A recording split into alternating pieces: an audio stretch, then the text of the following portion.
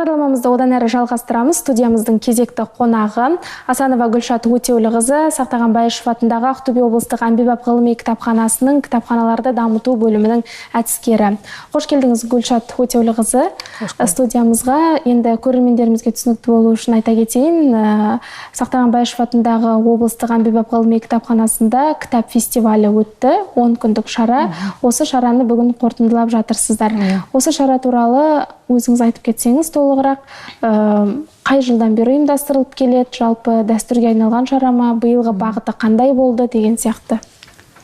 Жалпы кітап фестивалі 24 шарасы 2021 жылдан бастап Ақтөбе облыстық мәдениет және архивтер құжаттама басқармасының қолдауымен өтіп келе жатыр, биыл 4-ші жыл.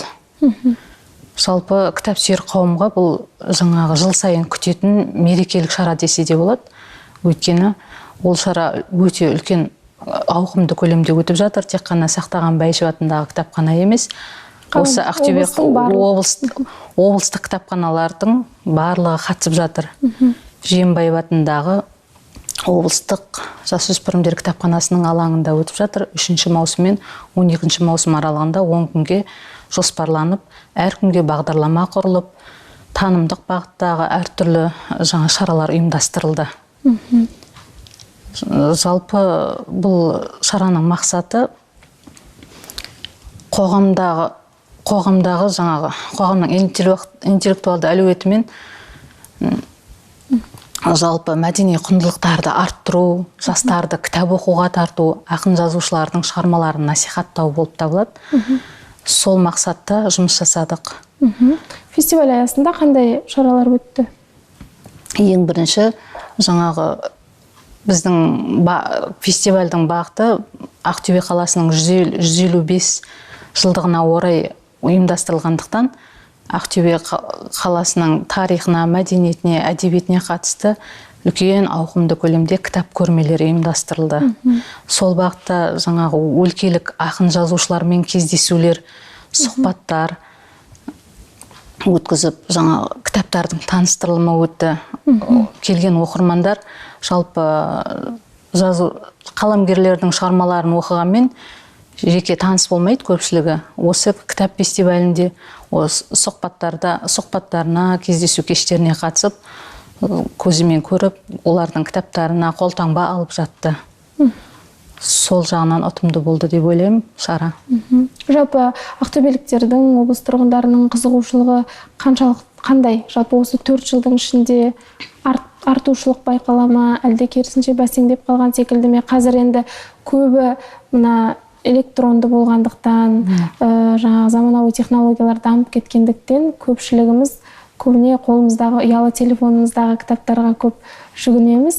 Әрі уақыт тапшылығы да бар деген сияқты. Дегенмен кітапханаға уақыт тауып келетін адамдардың саны бар. Дегенмен жаңағы бұрынғы кеңес үкіметіндегі кезде жаппай кітап оқу деп бар деп айта алмаймын, бірақ та жоқта емес.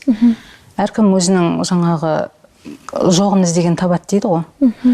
Мысалға, жастар жағы өзінің студенттер болсын, жалпы жастар болсын, өзінің мамандықтарына, оқып атқан оқуларына қатысты кітаптарды іздеп келіп оқиды. Жалпы әдебиетті, поэзияны сүйіп оқитын жастар да көп біздерде. Кешкілік ымыртта кітапхана деген неміз бар, жобамыз бар. Сол аясында әрбір аптаның бейсенбі күні ұйымдастырылады. Поэзия кештері ұйымдастырылады. Яғни кештер, әртүрлі тренингтер өтіп жатады. Соған жастар өте көп келеді. Содан ақ ол жастардың кітапқа қызығушылығы басылды деп айту қиын. Әрбір жаңағы жалпы жастар емес, зейнеткерлер, мектеп оқушылары, студенттер, оқытушылар үзбей келіп тұрады кітапханамызға. Жақсы. Жалпы қазіргі таңда енді кітапханашы ретінде өзіңіз айтсаңыз, тек қана осы фестиваль аясында емес, жалпы қазір көпшіліктің, мүмкін әсіресе жастардың қандай кітаптарға қызығушылығы бар? Сұранысқа ие кітаптар деп қандай бағыттағы кітаптарды айта аласыз? Көбіне оқырмандардың сұрап келетін кітаптары танымдық бағыттағы, сосын психологиялық бағыттағы кітаптарды сұрайды. Қазіргі таңда енді қазіргі таңда психология, өте сосын кәсіпкерлік бағытта өзін дамытқысы келген кәсіпкерлер де көптеп келеді. Жаңағы мына Қуаныш Шонбайдың мына жерде екінші болма. Сізға бірнеше кітап әкеліп отырсыз қазір, иә? Қуаныш Шонбайдың екінші болма деген кітабы. Сосын Аманжол Рысмендиевтің кәсіпкерлік құпиясы деген осы өте көп алып оқитын кітаптардың бірі. Бұл жерде жалпы кәсіпкерліктің әртүрлі жолдары, қалай дамыту керек, тек қана кәсіпкерлік емес, жалпы өмір сүрудің тиімді қағидалары туралы беріледі. Сонымен бірге мына отбасы хрестоматиясы баспасынан шыққан Санжар Керімбайдың Қуыс кеуде мен бейсемен болмыс деген жалпы бұл яғни танымдық бағытта кітаптарды өте көп сұрайды. Осыны келіп оқиды. Біздің Байшев атындағы кітапхананың оқу залынан келіп алып оқитындар көп. Кейде болмай қалып жатады, оқырманның қолында болып қалып, кезекке тұрып алып оқитындар бар. Және Қайрат Жолдыбайұлының Кемел адам деген. Өзін өзі дамыту бағытында әртүрлі кеңестер беріледі. Оқыған адамдар өкінбейді, көп білейді деп ойлаймын. Өте жақсы. Осы тұрғыда айта кетейік, қала тұрғындарына да жалпы кітап оқимын деген кез келген адам сіздердің кітапханаларыңызға келіп оқуларына болады. Сіздер демалыс күні де жұмыс жасайсыз? Демалыс күнінде жұмыс жасаймыз. Қай уақытта да ашық есігіміз, жалпы ізденген адамға барлық жағдай жасалған. Кітапхана тек қана кітап алып оқу орны ғана емес, жалпы келген оқырманның демалып қайтатын орнына да айналып жатыр қазір. Заманауи бағытта әртүрлі шаралар өткізіліп, барлық жаңағы электронды кітаптарды да алып оқуға болады QR-кодпен. Енді кітапты сол жерден алып оқуына да болады, QR-кодпен де оқуға болады. Сосын үйге абонемент бөлімінен үйге алып кетіп оқуына да болады. Жақсы. Енді жалпы осы қазіргі таңда кітапханада әсіресе жаз мезгілдерінде қандай шаралар ұйымдастырылып жатыр бұл фестивальдан бөлек? Біз жерде енді жалпы кітапхананың мақсаты әдебиетті насихаттау ғой. Сондықтан сол бағытта жұмыс жасаймыз. Әртүрлі ақын жазушылардың, қаламгерлердің мерейтойлық даталарын атап өтеміз. Яғни сол кісілердің кітап көрмелерін ұйымдастырасыздар. Кездесу мүмкіндігі бар ма ақын жазушылармен? Міне осы фестиваль аясында жалпы біздің жергілікті жазушыларымызбен кездесіп жатырмыз. Мысалға жақында ғана ағылшын тіліне аударылып, түрік тілінде де аударылып жатқан Нотр-Дамда құлшылық жасауға бола ма деген кітаптың авторы Жақсылық Әлиханмен кездесу өтті. Жергілікті жазушымыз Сағдат Ордашевамен кездесу болды. Мәди Райымовтың Хранитель деген кітабының таныстырылымы өтті. Осындай шаралар көптеп өтеді. Ақындардың жаңадан шыққан кітаптарының тұсаукесерлерін өткіземіз. Сосын алдағы уақытта үлкен байқаулар ұйымдастырып жатырмыз.